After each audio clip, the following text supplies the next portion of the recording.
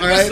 Tough crowd here at the cast. I mean, I tried my best, but I hope you guys try your best as well as you will cast the game for this series. Game number 4. Take it away, guys. I give up. Obviously, game 4, Brain on Butters. Ladies and gentlemen, let's get it on.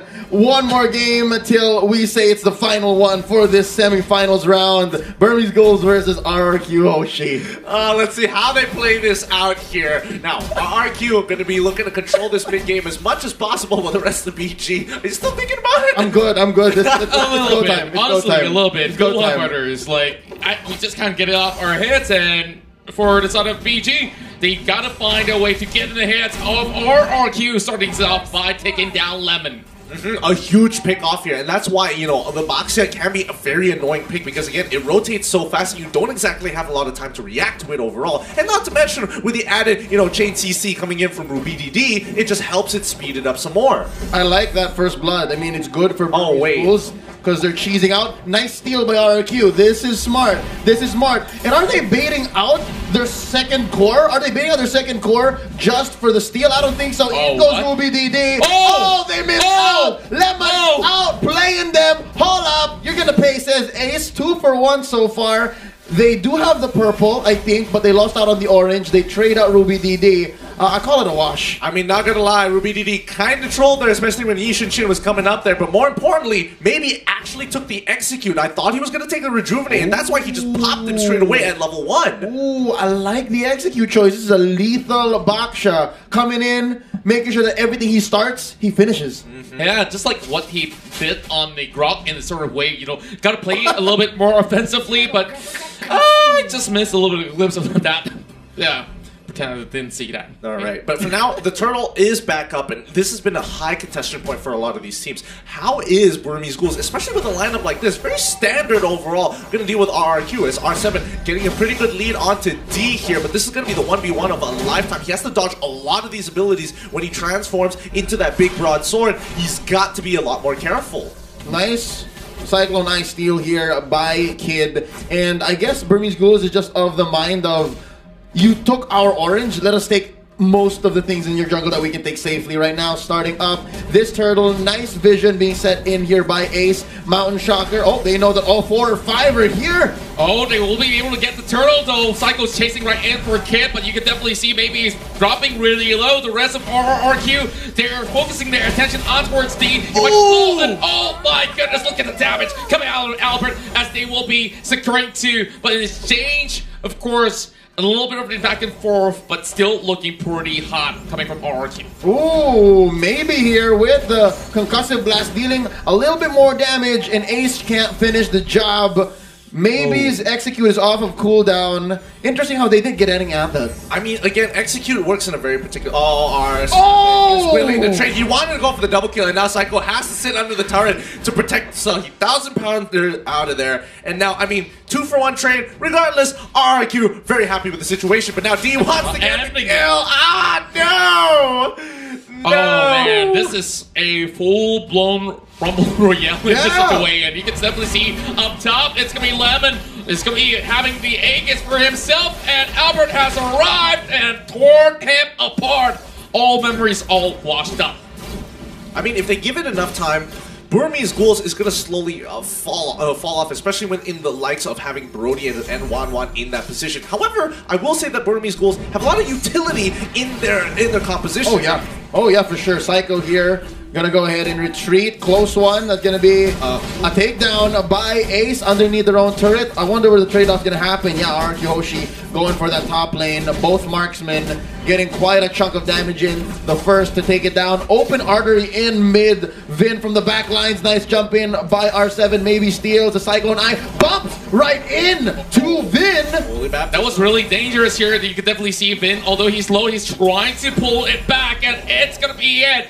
R7 will be able to find that pickup here, and D running for his life. He's trying to turn this one around, but how long can he just survive as R7 goes in for another. It's a 4-1 on R7 side. I'm so very confused here. Maybe he decides to turn around with the Cyclone. But again, what was the Burmese Ghouls trying to do? Were they trying to buy a lot of time so that they could get the push and break the shield off down bot lane? Or were they trying to go for the invade and steal away a couple of camps? Not entirely sure, but they didn't get that return of investment that I was looking for. Yeah, if anything, that was a masterful outplay. A team fight orchestrated over the span of 20-30 seconds by RQ Hoshi. They won overall. They won. That was their call. Oh, BDD getting a good hit onto Lemon, but again, only 50% of his life goes down, and the rest of the Burmese Ghouls want to say hi. And Psycho now being stuck in a rock the hard place, as you can definitely see. Lemon has already gone down, and Psycho makes it out alive, giving the turret away to Burmese Ghoul. At least this exchange is favorable for the side of BG, as they're hoping to catch even more out of that, but maybe stuck in between the pit is really able to jump over the wall. So RRQ Hoshi, yeah, they're still having very slight leads at the moment. I mean, they're getting some good pushes here and there across the map, but again, pretty 50-50 overall. The gold, relatively the same, 2 objectives each. The only real difference is that RQ have been able to get a little bit more turtles in comparison to the Burmese Ghouls. And at the end of the day, it does come down to the fight. Ooh, RubyDD, forcing out the flicker out of him. This is important because RubyDD, once he scales up and gets into that backline, if he gets a huge flowing blood with that blood ode, he can just start chunking out a lot of these squishier targets. That's what's interesting about both lineups. They have quite the insurance policy. Both can scale pretty well, but it looks like RQ Hoshi just wants to get there first. And so far, mission accomplished. They're ahead by about 2,000 gold, give or take. But Burmese Ghouls, they're regaining quite a bit of the map. It's looking pretty blue, save for that huge wave coming up top. But right now, maybe cutting the wave from the back to give space for Ace. But right now, Vin and Psycho want to engage. The rest of the cavalry has arrived. DB stuck by the corner. He's got the flicker away. The rest of RRQ hunting him down. And Burmese Ghouls will have to give up D. And so close for Vin, and he survives. So very close. And I mean, D sacrifices his life just so the rest of the team has first rotation on this turtle. Burmese Ghouls know what they are doing. Great use of the diversion as well. Maybe he just needs to slow them down. They get the turtle, and now could they go for a pick? No, it's a little too dangerous. They gotta back away. Oh, look at Albedo. Great position. Trying to pick out. Maybe. Oh, it's a setup. A big setup. As you can see, they were blown apart, and Albert is down. We need to see the items. How far is RubyDD in this game? Oh boy, let's pull it up. Here we go. He has the Enchanted Talisman, so no problems with mana. That's going to be the Clock of Destiny as well. And if I'm not mistaken, he's building up towards at least some magic lifesteal. Right now, that's going to be... Oh, RubyDD from the back. R7 is in trouble. That's going to be the Blood Ode pop. D looking for a nice target. That's going to be crossbow tag taken out, kid. Oh, it's going to be able to take D down low as well. Not much to be left said. Just look at how they maneuver across the map. Play the spare on the hands of Ace as they are looking to shut down the rest of RRQ. But they're still out as well as Win. There is a little bit of hope for them to turn this one around. But they still have the buff in hand. And Burmese Gold really picked up the right fight. 2 for 2 here. D and Kid for R7 and Lemon. If you're talking about who's more valuable, I'd give the win here to Burmese Ghouls. You took out 2 cores, 2 side laners that RQ Hoshi have invested so much in, and all that was lost was D and the support. Yeah, I would agree on that trade as well. But and the Burmese Ghouls, honestly, just evening out the gold against RRQ Hoshi here, where both sides, it's really going to come down to when the Lord is coming up real soon, and really who is going to be winning these fights. I mean, Burmese Ghouls have been so disciplined with the way they take their fights. They won't go without an advantage. Small skirmishes over on towards Psycho. You don't want to be on that Akai position. The rest of BG, it will be really tough to break out of that Hurricane dance. Now, Mounty Shocker reveals the rest of RRQ. A little bit of 1v1 action going on, but you know, Lemon has to back away. This is not where he should push his advantages all the way towards BG side, and there goes Lord on the 9th minute.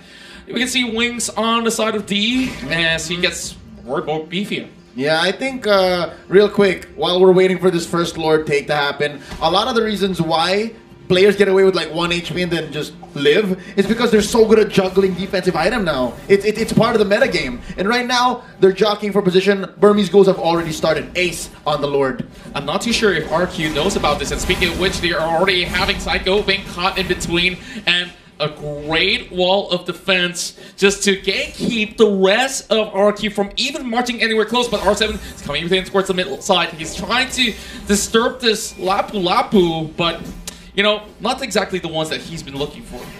Somebody just has to push up too far. Falling Star Moon on the wave. RRQ want to have full mid control so they can sink their feet really deep in towards this Lord side and start pulling up their trenches so that when Burmese ghouls do decide to push on through, they can take full advantage of it. But look, top side as well. They're getting the push. Oh, wait! Maybe getting caught out right now. The Hurricane Dance Blows push him all the way towards the back. As you can see, D coming in response, trying to hunt out where exactly Albert is. But just look at his health being chunked out away. Maybe it will eventually fall to the hands of Lemon. As you can already see, they're focusing on towards Albert instead, putting every resources that they have, and they have managed to shut him down. While BG, they might just be able to close out a few members, but just look at Psycho as well. They're dropping real low. Ruby DT, he's putting so much of the hard work, and he might just be able to catch them down. It's a 3-for-2 exchange now in favor of the side of RQ, but they have to back away. It's Ace and D taken down. It's Kid, Ruby DD surviving 3-for-3 right now, and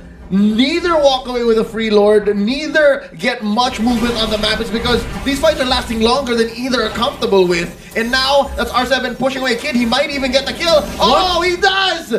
He does! R7 does the unthinkable in the face of maybe, and here comes Lemon. Wow, RQ, Hoshi's so fast on the takeback. Unbelievable, he's extending so far up ahead. You did not expect this Esmeralda to be up in your face. Yeah, they gotta push on even further, and R7 once again onto Ruby DD, who's clearing up the waves, and again, Lord is up. Flowing Blood is gonna put him into safety, but the rest of the Burmese ghouls, they're just getting ready to start another fight, and it's still even on both sides. Psycho jumping right in, zoning out the at moment. Well, maybe he tries to go in for the face check. Lemon is already getting himself pretty much pinning him off, but just look at R7, he's having a big fat shield, but Ruby DD comes in for the back, hoping to actually get a catch, but maybe he's jumping real low, and this is not looking all too good for Burmese Ghouls. They get caught out, and the blood O has been popped. He can only last for so long, but just look at the back though, R7 almost takes out Ace. Tough all across the board. They managed to get the pick with nothing in return, and Burmese Ghouls finally they're slowly losing the lead here, but in terms of gold, not that big of a deal, but they lose a lot of position, especially with that Lord, and the question is, how far ahead is RRQ going to get with this upcoming Lord push? It's enhanced, by the way. Now R7 caught out here by 4. There's a lot of damage coming out to him. Maybe gets the job done, but at what cost? There is a huge wave coming in from bottom, being taken care of by Lemon. Lord marching up top with enhanced minions, mind you. I think the Burmese Ghouls need to make the most of the gold they've gotten real quick. Let's check the items onto Ace. That's going to be the Bladed Spear. Endless Battle, I think he's looking for Queen's Wings right after. D has that casual Dreadnought armor. Queen's Wings as well, and the Bloodlust Axe. Oh, I think he needs more damage. D needs a lot more damage here. It's not enough. Yeah, we definitely see it's pretty evident, and just look at how they need to expend so many resources just to take down R7 has gone to be a huge factor of RQ's current lead. So they should be able to shred this Lord down to less than 50%, but RQ, they're looking to find a pick up, and now Albert is being chunked down. This is not looking all too good, and Blood O has been used out there. They've been able to catch out the Brody, and things are not looking any all too well for the side of RRQ. Burmese Ghouls calls in for the small victories. Oh boy, and just looking at the situation, it's unfortunate. Somebody needs to really take care of Albert to peel a lot of these, backline divers away, especially Ruby DD, who has no problem absorbing the damage because he's just going to heal it back up. So, again, they need to start thinking about getting some heal reduction. And more important to R7, he needs to be able to get a good chunk and be a part of the fight. Yep, and here we go. 3v1. R7 is just being chased by a crowd. Can Psycho save him? He's going to jump in. Oh, that's going to be Vin joining the fight. Ladies and gentlemen, this is M2 Action game number 4. Here we go. Oh, there's 3 fights happening at the same time. Yeah, and they are dispersing all across the map. Brilliant and they might just be able to catch out maybe as he just slides off. And this is so tough to actually pick up. It's still lasting on towards this spot, and they finally found a way to remove this Louis. Doesn't feel good, man. You trade Vin for Ace and Kid. That's That's a bargain. That's something you would never miss out on a good day. And you still didn't get R7. You threw 3 people at him. He takes 2 of you out, and you trade the other guy. It's like this. You just got scammed. And the other guy is literally the guy who want to die anyways. Yeah, and speaking of which here, Psycho is also pushing them back as well. Maybe it might just be the free pick, but will they invest a lot on towards him because he is dropping really low. But Albert looking to finish things off toward him. And poor, once again, lost out with the crossbow time. They used up for Groovy. DD coming in with a blood oath as well. He will be able to last longer than he should. But R7, a little bit too late to see. This is too even of a fight. Unfortunately, RRQ only get that 3k gold lead, ever so slightly 3k rounded up. But Burmese schools at 42. I mean, a lot of these fights aren't decided by them. Most of the times, every time they have made a play, RRQ take a really defensive stance, and they are really good at defending the aggression coming in for Burmese schools. And RRQ, the only time they get aggressive is when they get a pick on the Burmese schools. And that's why the fight seems so orchestrated by RRQ Hoshi. They're the ones who dictate, and there's the ones who say it's over, or you can keep going. And even if they do lose trades, it's actually alright. So here's what I'm wondering. Why can't Kid use diversion as good as Vin did in game number 3? It's interesting because this is what you should do, right? Like, try to bring 1 or 2 folks into the back line and take out Albert, but instead they're just walking into R7 and Psycho. Yeah, it's of course much more easily executed when you do have a Sylvana. Now they don't really have that. So if you're expanding a lot of all these frontliners all the way up top, it's going to be a catch coming in from RRQ as we will have to hold that compensation. Crossbow tank, as you can definitely see, hit magic to survive that sort of the aggressive pull from the side of RRQ, but they do get this Lord for free. Alright, wait, look on top side here. As you can see, he is getting a really good tier 2 push here, and he should be able to take it with no problem. Oh yeah, but Gideon, are you not taking this as signs of despair, right? Like, there's nothing else they can do on the map. They can't contest Lord. They can't fight RRQ Hoshi front on anymore, so they're just like, okay, we'll take what we can elsewhere and just keep running away. I'm sensing that Burmese ghouls have chosen to turn the other cheek. They're on the back foot right now. How long will it take before they're back on track to setting the pace? Here we go. Check this out. Wind of Nature onto Ace, as well as an endless battle last time we checked. He's looking better now. D just picked up the ancient... that's the ancient Cuirass, I believe? Yeah, the anti-Cuirass. Anti-Cuirass, there you go. They're both old. They're both old. So, that being said, he's going to be alright against Lemon. He's going to be alright against Albert. But if R7 gets a beat on this Lapu Lapu, it's going to be tough. Honestly, this Lord push is going to be a make it or break it for the Burmese schools. It's either they defend it and then scale back up, or it's just going to be over. Last call for a dive coming in with Psycho already hopping out, trying to look for the perfect hurricane dance. It's being which you can definitely see D trying to go all the way towards the back line. They are all torn apart, and Burmese goals, they have lost 3 members, and with this might just be the reverse sweep commencing from this point onwards, because RRQ Hoshi is bringing it in towards a game 5. Oh boy, yeah, I mean, they've learned from their mistakes from M1 itself, and they've become a dominant team to the point where reverse sweeps isn't even in their dictionary. They are able to set the pace, and they won't let the Burmese ghouls take it away from them, not without a fight.